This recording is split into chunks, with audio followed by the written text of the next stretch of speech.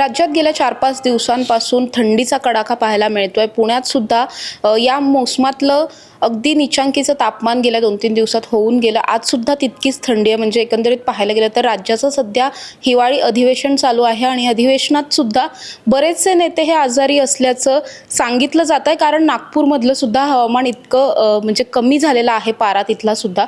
त्यामुळे अशा सगळ्या परिस्थितीत सध्याचं वातावरण अचानक हे सगळं वातावरण अशा पद्धतीचं का झालेलं आहे, त्याचबरोबर पुढच्या काही दिवसांचं हवामान कसं असणार आहे हे जाणून घेण्यासाठी मी आत्ता उभी आहे पुण्याच्या हवामान विभागामध्ये।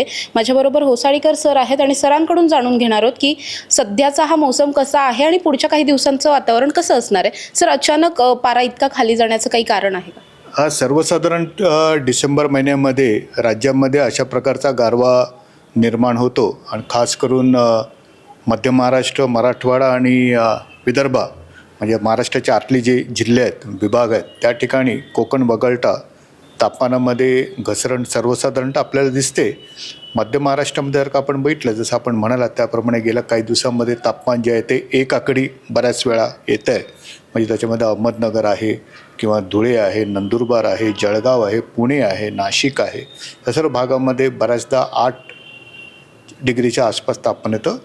काही ठिकाणी ते 5 ते 6 डिग्रीपर्यंत पण तापमान खाली गेलेलं आहे। आणि हा जो गारवा आहे गेल्या 4-5 दिवसामध्ये आपल्याला मध्य महाराष्ट्र, खास उत्तर मध्य महाराष्ट्रामध्ये जाणवतं। त्या हिशोबाने जर का आपण बघितलं तर बाकीच्या ठिकाणी आपल्याला जे तापमान आहे राज्यामध्ये, मला परभणी असेल किंवा विदर्भातले काही जिल्हे असतील, तर सर्वसाधारणतः 9 ते 10 डिग्री तापमान आपल्याला दिसते। कोकणामध्ये ते 14 ते 15 डिग्री काही ठिकाणी आहे, अदरवाईज ते त्याच्यापेक्षा जास्तही आहे। एकंदर जी वाऱ्याची दिशा आहे ती या दिवसामध्ये उत्तरेकडून येणाऱ्या वाऱ्यांचा हा प्रभाव, शुष्क वारे आहे। फोरकास्ट पूर्वानुमान हवामान विभागाने असं म्हटलं आहे की सर्वसाधारणतः पुढच्या 4 ते 5 दिवसामध्ये आपल्याला परत एकदा राज्यामध्ये तापमानामध्ये हळूहळू, किमान तापमानामध्ये हळूहळू वाढ होताना दिसेल। त्याचा जो प्रभाव असेल तो सर्वसाधारणतः मराठवाडा, विदर्भातल्या काही भागामध्ये जाणवेल वाढलेल्या तापमानाचा, अर्थात गारवा असेल। आणि ही जी वाढ आहे ही उत्तर मध्य महाराष्ट्रामध्ये पण आपल्याला दिसेल, पण ती कदाचित त्याचा जो वेग असेल वाढीचा तो थोडासा कमी असेल। म्हणजे एकंदर जर का म्हणत असेल तर पुढचे काही दिवस उत्तर मध्य महाराष्ट्रातले काही जे जिल्हे आहेत आपल्याकडे, तर त्या ठिकाणी गारवा आणि थोडीशी थंडी असण्याची शक्यता जास्त आहे। त्या मानाने बाकीच्या ठिकाणी राज्यामध्ये तापमान हळूहळू वाढण्याची शक्यता आहे।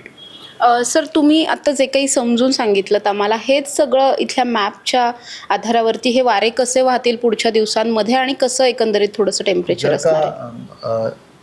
आपण जर का हे पूर्वानुमान बघितलं की कशा प्रकारे वाऱ्याची एकंदर जर का आपण तापमानाची आणि एकंदर शक्यता आपण बघितली, तर हवामान विभाग रोज पुढच्या 5 दिवसांमध्ये जिल्हास्तरीय पूर्वानुमान देतं। आणि या ठिकाणी जर का आपण बघितलं तर सर्व ठिकाणी तुम्हाला ड्राय दिसेल। म्हणजे जर का परभणी आहे तर ते ड्राय असेल, म्हणजे शुष्क, म्हणजे कुठल्याही पावसाची शक्यता ह्याच्यामध्ये अपेक्षित नाही आहे। तर ह्याला आपल्याला काय करता येईल की सर्वसाधारणतः जर का तुम्हाला जर का बघायचं असेल तर पूर्वानुमान जर का बघायचं असेल तर इथे आपल्याला तापमानामध्ये दिसू शकेल। जर का समजा आपण जळगाव धरलं तर जळगावचं जे तापमान आहे तर इथे आपण जर का बघितलं तर सर्वसाधारणतः जळगावचं सध्याचं तापमान जे आहे ते 17.4 अंश आहे। आर्द्रता जी आहे ती 50%च्या आसपास आहे, म्हणजे कमी आहे। त्या हिशोबाने जर का आपण जर का परभणी बघितलं किंवा अजून अहमदनगर जर का बघितलं तर अहमदनगरचं तापमान अजूनही 10 डिग्री आहे। म्हणजे अजूनही तिथे आता दुपारचे 12:30 वाजत आहेत, तर सर्वसाधारणतः तापमान अजूनही गारवा आहे। तिथे घाट भागाचे जे भाग आहेत आपल्याकडे, जर का पुणे बघितलं, हे जेऊर आहे, जेऊरच्या ठिकाणी पण आपल्याला 15 डिग्री तापमान आहे आणि आर्द्रता जी आहे ती सर्वसाधारणतः 60 डिग्री आहे। तर एकंदरच राज्यामध्ये जर का आपण बघितलं तर आर्द्रता जी आहे ती 50 ते 60 किंवा त्याच्यापेक्षा कमी आहे। तापमान, दिवसाचं तापमान त्या मानाने थोडंसं चढीचं आहे। म्हणजे जर का आपण पुण्याचा विचार केला तर पुण्यामध्ये आपण बघतो की दुपारचं जे तापमान आहे ते सर्वसाधारणतः 30 अंशाच्या आसपास आहे, पण रात्रीचा जो एक स्पेल आहे, सकाळचा पहाटेचा जो स्पेल आहे, त्याच्यामध्ये आपण बघतो की गारवा आहे। तर गारवा जो आहे तो थोड्या काळासाठी आहे, पण तो जाणवणे इतका आहे। पण दिवसाचं तापमान जे आहे ते सर्वसाधारणतः 30च्या आसपास असल्या कारणाने ज्याला आपण एक असं म्हणतो हीट बजेट किंवा उष्णतेचं एकंदरीत जे बजेट असतं ते पुणे आणि बाकीच्या सर्व राज्यातल्या बऱ्याचशा भागांसाठी ते चांगलं आहे। दिवसा तापमान उबदार आहे. रात्रीचं तापमान किंवा पहाटेचं जे तापमान आहे त्याच्यामध्ये आपल्याला गारवा जाणवतो. पूर्वानुमान जसं मी म्हणालो की पुढच्या 4 ते 5 दिवसांमध्ये तापमानामध्ये वाढ हळूहळू अपेक्षित आहे आणि त्या मानाने पुढचे 4-5 दिवस वाढ उत्तर मध्य महाराष्ट्रामध्ये जरी अपेक्षित असली तरी गारवा हा नक्कीच ह्या सर्व भागामध्ये असण्याची शक्यता आहे. सर, यालाच जोडून एक थोडासा वेगळा प्रश्न आहे. आपण गेल्या काही वर्षांमध्ये बघतोय की अगदीच ज्या पद्धतीचं वातावरण महाबळेश्वर किंवा अशा प्रकारच्या थंड हवेच्या ठिकाणी असतं, पुण्यात सुद्धा तशा काहीशा घटना अनेकदा तसे दिवस आपल्याला पुण्यात पाहायला मिळालेत. पुण्याचं तापमान इतकं कमी होण्याचं किंवा जसं आपण बघितलं अतिवृष्टीसुद्धा खूप जास्त होती, हे सगळे हवामानाचे बदल नेमके अचानक कशामुळे होत असतील? ह्या प्रश्नाचं उत्तर खूप मोठं आहे. तरी पण मी असं म्हणेन की सर्वसाधारणतः जे आपल्याकडे जे हिल स्टेशन्स आहेत, म्हणजे पूर्वी हिल स्टेशन हे थंड हवेची ठिकाणं म्हटली जात होती. लोक त्या ठिकाणी एखादी पिकनिक म्हणा किंवा अशा प्रकारे जात होतं. पण अशा प्रकारची थंड हवेची ठिकाणं मला असं वाटतं की कदाचित थोड्याफार क्लायमेट चेंजमुळे असेल किंवा तिकडच्या एकंदरच इन्फ्रास्ट्रक्चर डेव्हलपमेंटमुळे असेल किंवा अजून काही कारणामुळे तिकडचं तापमानामध्ये आपल्याला काही स्थित्यंतर दिसत, काही फरक दिसतात. त्यामुळे तो एक प्रश्न आहे, जे हिल स्टेशन जे आहे, जे पूर्वी अतिशय गार असायची ती आता तेवढी आहेत का.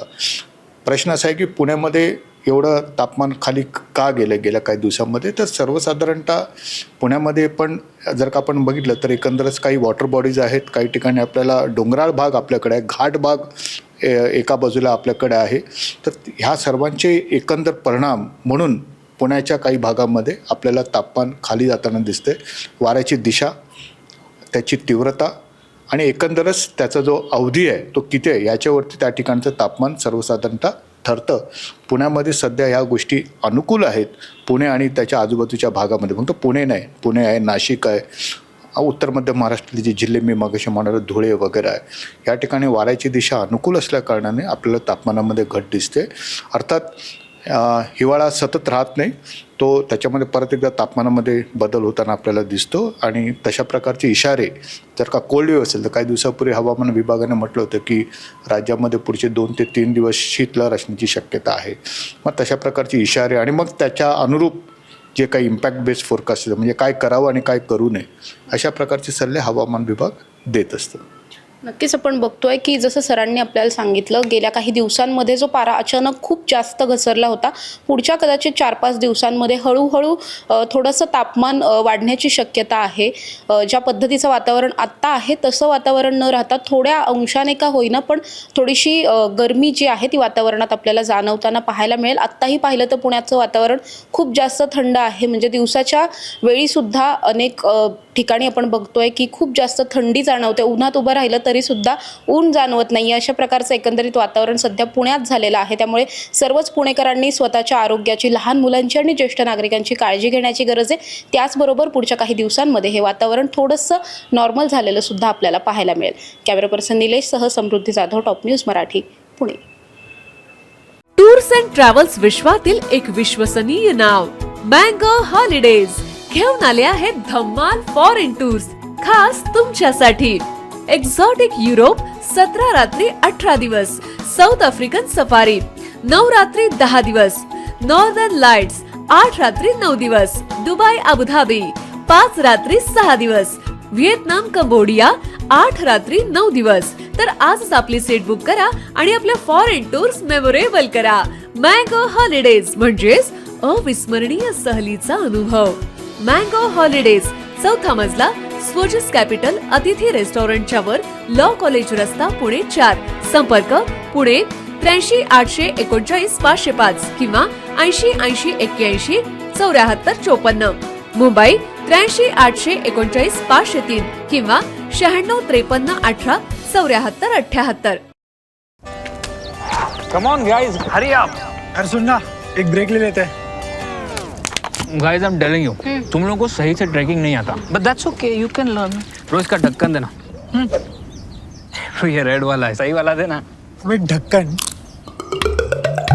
पहले तो सही पानी पीना.